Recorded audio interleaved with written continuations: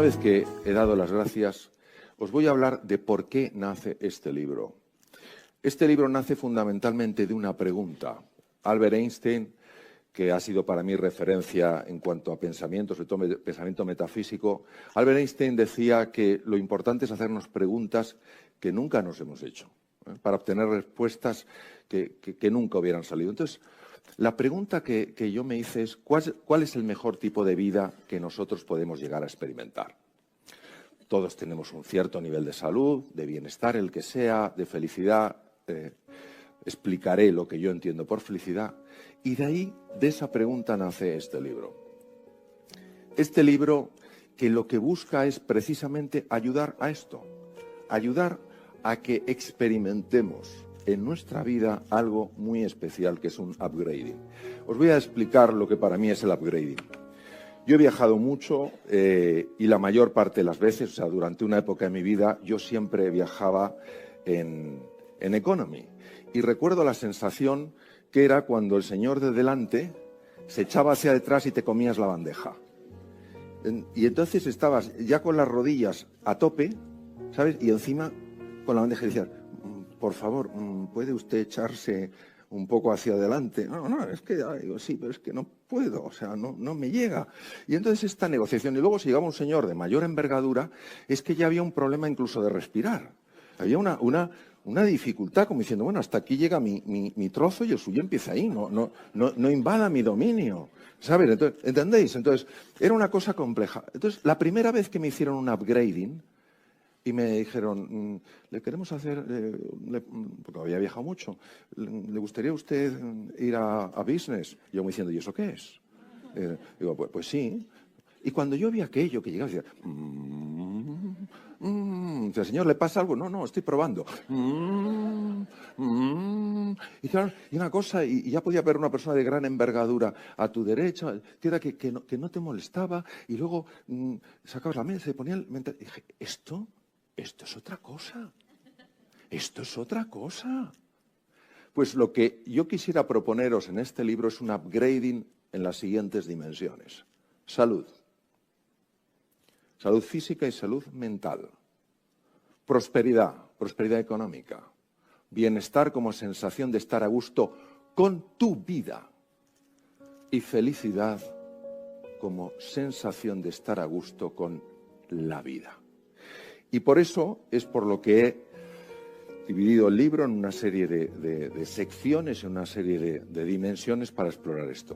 Vamos a ver. Os voy a pedir a los que no os importe levantaros, que os pongáis de pie. Muy bien. Elegir un dedo, índice, mano derecha, mano izquierda, y señalar dónde pensáis que está la estrella polar. Bien. Dar una vuelta. Mirar. Cada uno ve la estrella polar en un sitio. Veo a mi buena amiga Marisa diciendo, así no me equivoco, en algún sitio estará. Bien, nos podemos sentar. Queridos, la estrella polar está donde está. ¿A que sí? Independientemente de donde nosotros pensemos que está. ¿Cuántas veces nos peleamos para intentar imponer a los demás dónde está la estrella polar? ¿Qué significa? Temas de salud, temas de bienestar, temas de felicidad. ¿Qué confusión hay en el mundo? Cuando tú tengas esto serás feliz y luego resulta que llegan donde se supone que estaba la estrella feliz y no son felices. Pues basado en esto he querido construir un libro que sea ambicioso, que no avaricioso. ¿Qué quiero decir? Que sea muy claro en sus propuestas, pero que para nada diga que son las únicas que existen. ¿Vale? Es decir, esto es un camino como puede haber otros. Por tanto, el libro lo único que hace es señalar con un dedo hacia donde podría estar la estrella polar, donde podrías tener esa vivencia profunda de un nivel distinto de salud, de bienestar, de prosperidad y de felicidad. El dedo no pretende ser para nada la experiencia de estar con la estrella. Lo que te marca es un sendero. Te marca una dirección, porque si no, ¿qué nos pasa? Que cada uno pensamos que la estrella polar está en un sitio diferente y viene alguien que habla muy alto y como mucha firmeza dice, no, la estrella polar está ahí. ¿Y usted en qué se basa? No, lo soñé anoche. ¿Entendéis? Entonces necesitamos una serie de referencias que tengan sentido, no que sean las únicas, pero que tengan sentido en nuestra vida para ese upgrading. Por tanto, el mapa ha de mostrarnos cómo navegar en un terreno incierto con la ambición, el anhelo, no la avaricia, la ambición, el anhelo, no solo de generar salud, bienestar, prosperidad y felicidad para nosotros, sino para los demás. Aquí el tributo al ego es muy peligroso, es tan hábil, es tan sutil, es tan ingenioso en sus disfraces. Entonces nosotros, cuando pensemos en bienestar, en felicidad, en salud, en prosperidad, es importantísimo que pensemos no solo en nosotros, sino también en los otros. Que abramos esa mente y sobre todo que abramos ese corazón. Y para poderse fajar, para poderse entrenar en este camino, necesitamos entender que es como si fuéramos por una cordillera. Tuve la ocasión de conocer en México a Michael Phelps, el mejor nadador de la historia. Sabéis que nadie tiene más medallas olímpicas que él, es un hombre encantador. Bueno, es como un armario ropero. O sea, yo me puse al lado de él, estuve hablando con él, y la verdad es que Yoda era un gigante al lado de cómo yo me veía. Un hombre que tiene como un 50 y pico de zapato y tal. Y él hablaba de lo duro a veces que es conseguir las cosas. Entonces, hoy en día que parece que la cultura del esfuerzo nos sirve, aquí tenemos a mi querido amigo Richard Vaughan, el día pasado estaba hablando con él, le decía, claro, dice, parece mentira que hoy en día, digamos, aprenda usted inglés como un nativo y mientras duerme. Esto es como una cosa espectacular, ¿eh? Pero es que mordemos el cebo, porque queremos seguir creyendo que este camino es un camino fácil y es un camino para héroes y para heroínas. Lo que pasa es que yo delante de mis ojos solo estoy viendo héroes y heroínas. Y por tanto es un camino para todos los que estáis aquí. Es un camino para desplegar nuestra realidad y alcanzar nuestra plenitud. Y es verdad que nos sentimos muy pequeñitos. Nos vemos como esa pequeña figura, que algunos la veréis, y con ilusión, con paciencia, que no es el aguantarse, sino el adaptarse al ritmo natural de las cosas, con compromiso, que solo significa levantarte una vez más de las que te caes, y con esas personas, con ese espíritu, esas personas que se mueven sabiendo que van a llegar, Vamos avanzando poco a poco, a veces subimos, a veces bajamos, a veces subimos, a veces bajamos, hasta que verdaderamente esa estrella, que en el fondo está dentro de cada uno de nosotros, brilla con especial intensidad. Este camino, y por tanto así lo escribo en el libro, está basado en unos principios y está basado en unos valores. Lo que ocurre es que los principios son muchas veces tremendamente contraintuitivos. Tremendamente contraintuitivos. No es que no sean lógicos, es que van en completa oposición, están en completa oposición con condicionamientos mentales previos que tenemos y que nos hacen pensar, nos hacen creer que si basamos nuestra vida en una serie de principios y apostamos por una serie de valores, vamos a tener problemas. Y no es así, es todo lo contrario, pero la alucinación óptica está tan bien tejida que damos más valor al espejismo que a la realidad. ¿Y cuál es la principal dificultad de estos principios? La tremenda resistencia que ponemos a algo que para una razón no ampliada no tiene sentido. Por ejemplo, la generosidad desde el condicionamiento mental que tenemos, no tiene sentido. Daros cuenta con qué facilidad, cuando uno hace un acto que considera que es generoso y no recibe respuesta, daros cuenta con qué frecuencia cerramos el corazón. ¿Qué pasa cuando hay personas que son generosas? Porque es su forma de ser y de estar en el mundo. ¿Realmente la realidad les dice, ¿eres tonto, eres tonta o no? Yo creo que no. Lo que me haría muchísima ilusión es que entendiéramos que hay una forma, hay un camino para ir cerrando ese gap, es esa brecha, esa hendidura que hay entre quiénes estamos siendo y quiénes estamos llamados a ser. Y estamos llamados a ser quien somos en realidad, floreciendo y alcanzando nuestra plenitud. No tiene sentido vivir nuestra vida asustados, desesperanzados, con sensación de impotencia. Qué importante es, como decía mi queridísima amiga María Villota, entender que la vida es un regalo. Pero ¿cuántas veces no la vivimos como si fuera una penalidad, un sufrimiento? Bueno, ¿de dónde procede este gap? Primero, de nuestra visión tan limitada de las cosas. La arrogancia humana, la soberbia humana, se basa en creer que lo que veo yo es lo que es. Y por tanto me cierro a cualquier otra cosa. Estamos tan convencidos de que lo que nuestros sentidos marcan es la única realidad, que el resto nos molesta. Lo que se sale de ellos nos molesta. Lo suprasensorial, lo trascendental. Eso nos parece una cosa extraña, nos parece poco creíble. En segundo lugar, nuestra obsesión por tener siempre la razón. Siempre la razón. Yo tengo la razón. ¿Por qué? Porque tengo más años, porque tengo más conocimientos, porque tengo más experiencia. O sea, nuestra obsesión por tener siempre la razón. Y no nos damos cuenta que esto no es que sea bueno o malo, es un condicionamiento mental y daña mucho las relaciones humanas. En tercer lugar, la desconexión de nuestro cuerpo. Es impresionante el nivel de desconexión que tenemos con el cuerpo. Esto es muy difícil de explicar con palabras. Yo he tenido experiencias profundas de reconexión con el cuerpo. Y es que tenemos la sensación de que el cuerpo es una máquina. Eso sí, compleja, pero es una máquina. El cuerpo tiene una inteligencia tan enorme. Yo me acuerdo una vez, fijaros, iba a operar, yo he hecho mucha cirugía endocrina, que es cirugía de tiroides, etc. Y yo iba a operar un bocio, un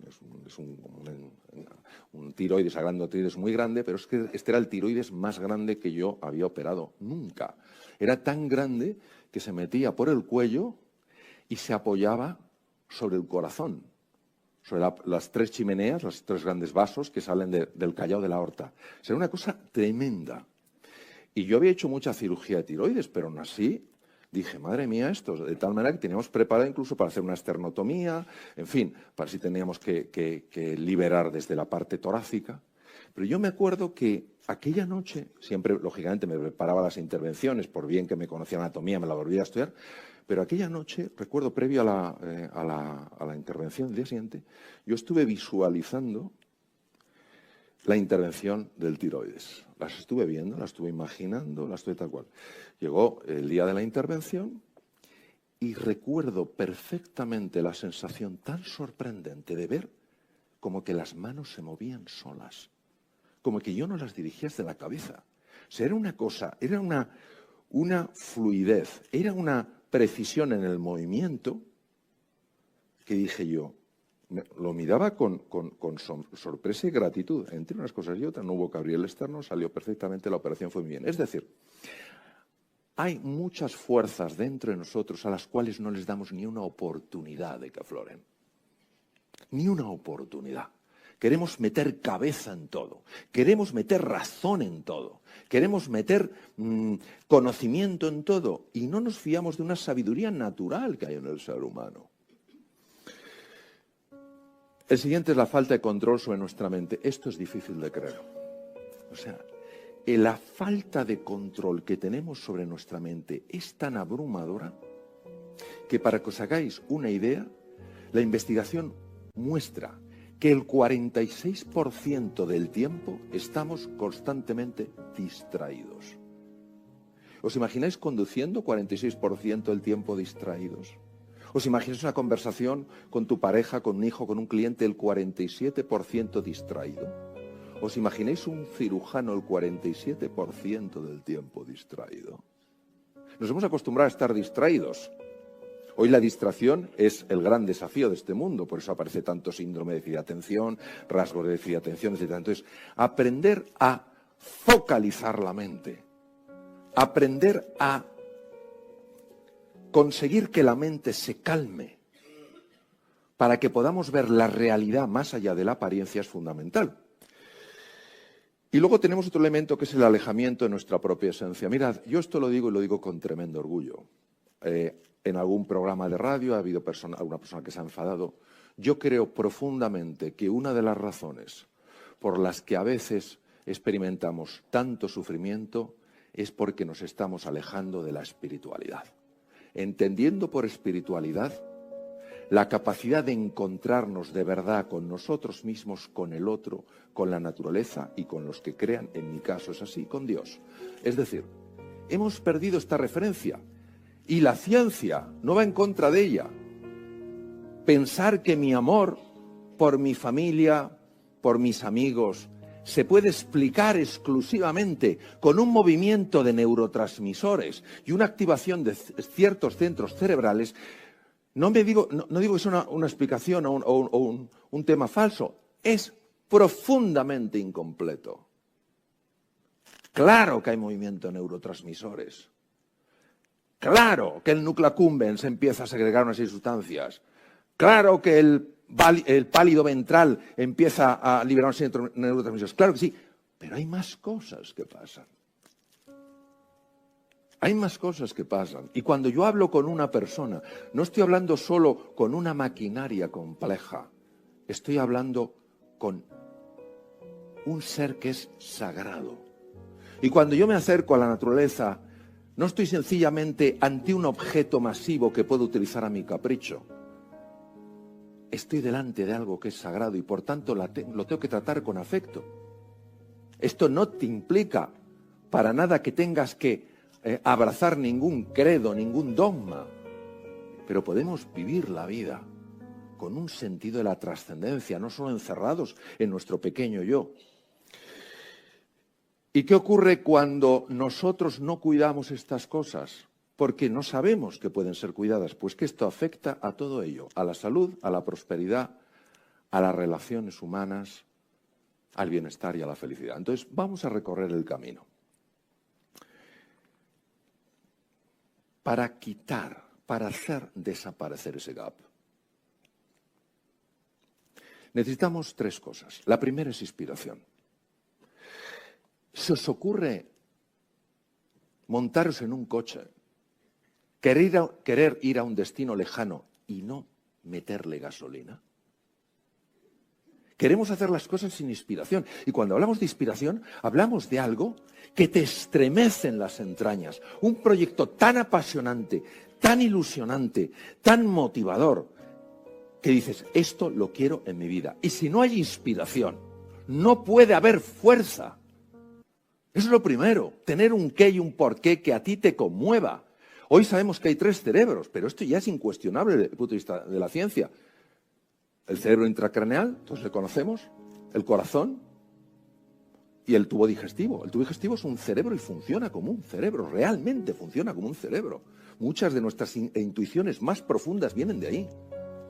Muchas enfermedades degenerativas del sistema nervioso central se podrían prevenir o por lo menos aminorar en su impacto cuidando mejor el tubo digestivo. Entonces, lo primero es la inspiración.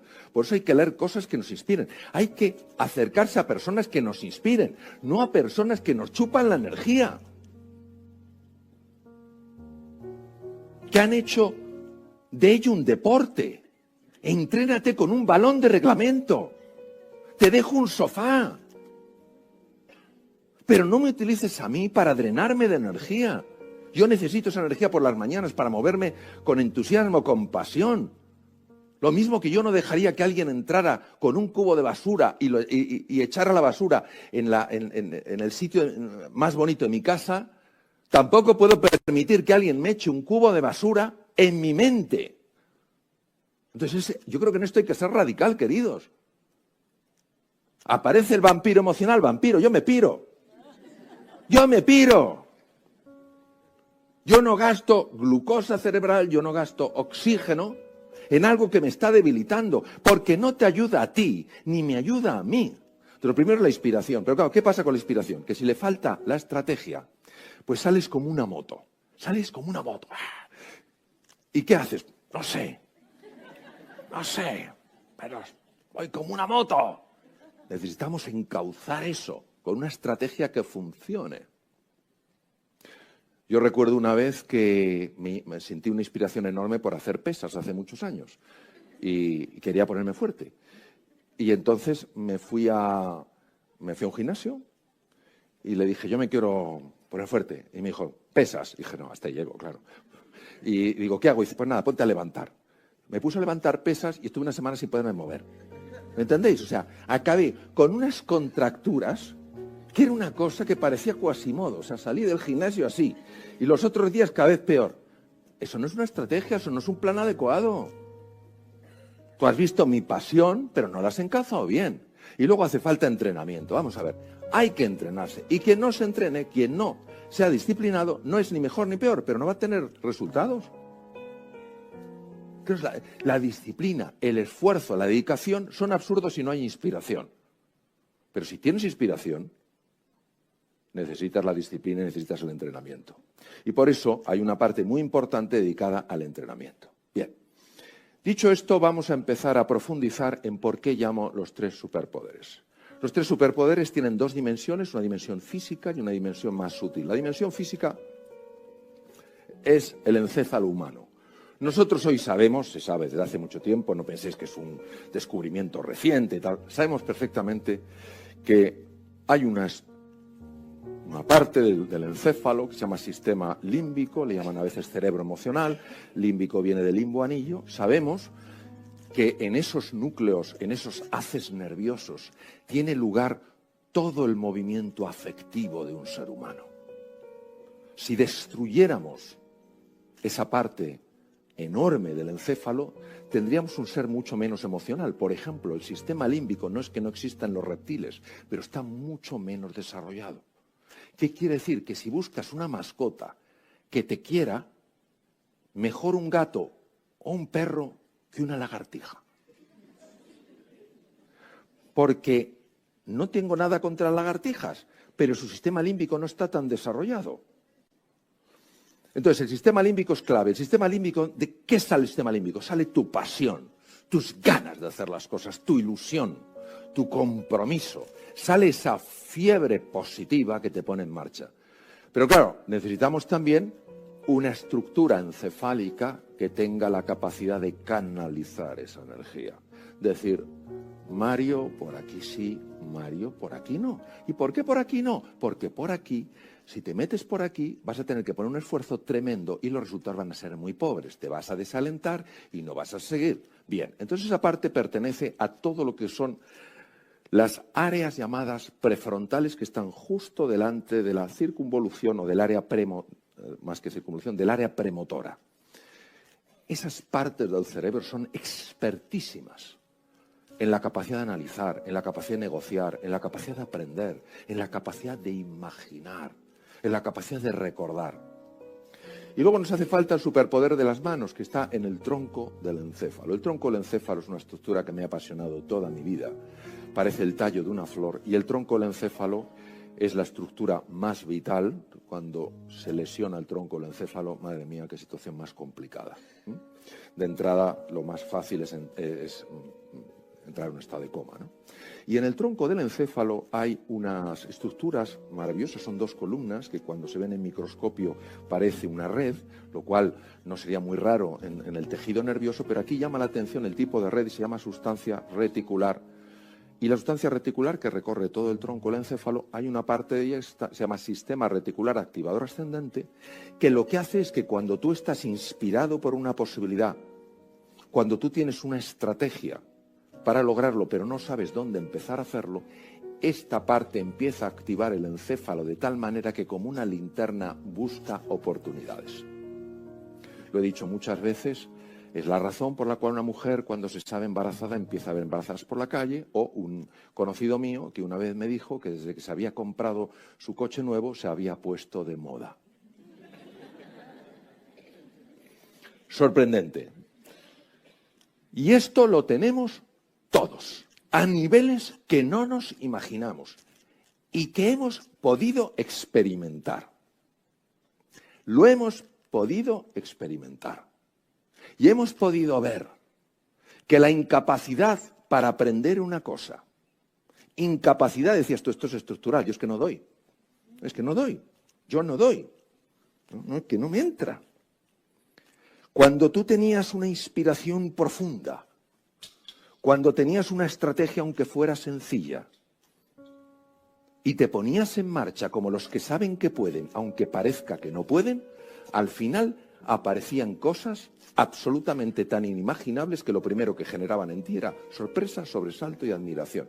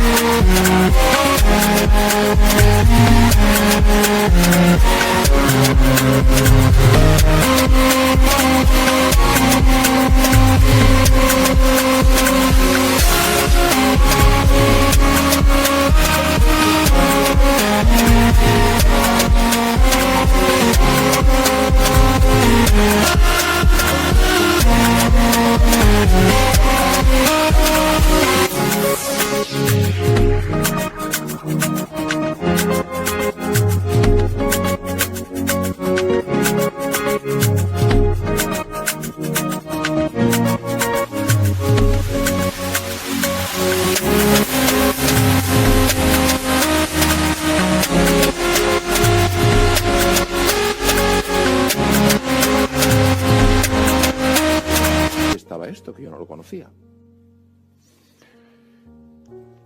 La inspiración a nivel sutil de esa parte nuestra, el sistema límbico, obviamente estoy hablando a un nivel muy físico, a un nivel mucho más profundo. La estrategia de toda la parte de esa cognición de esas áreas prefrontales y la acción en esas manos de la capacidad de ver dónde puedes actuar.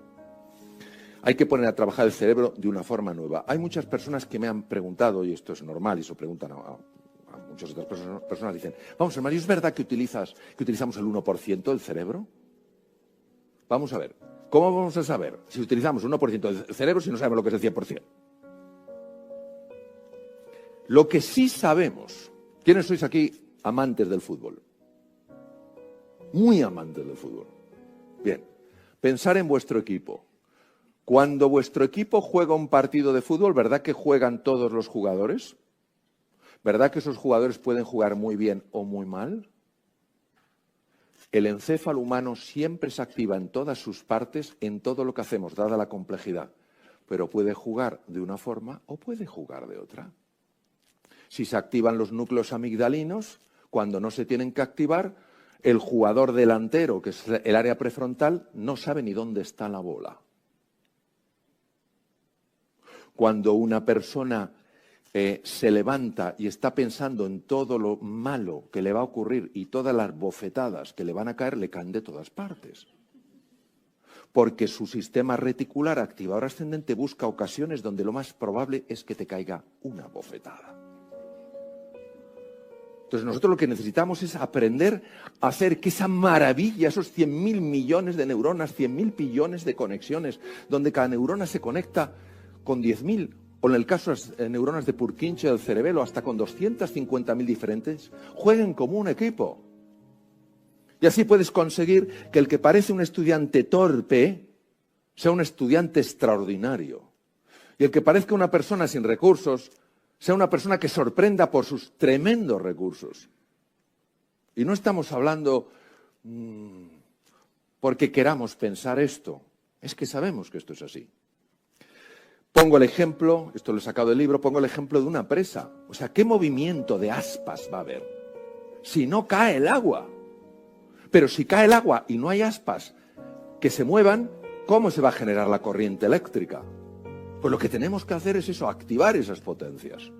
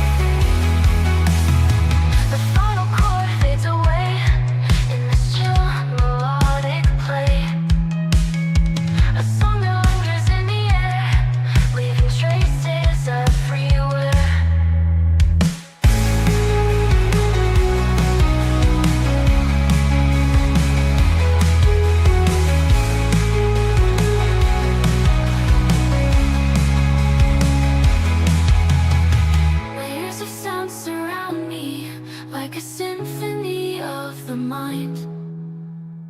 An art rock masterpiece unfolding in a melody so kind.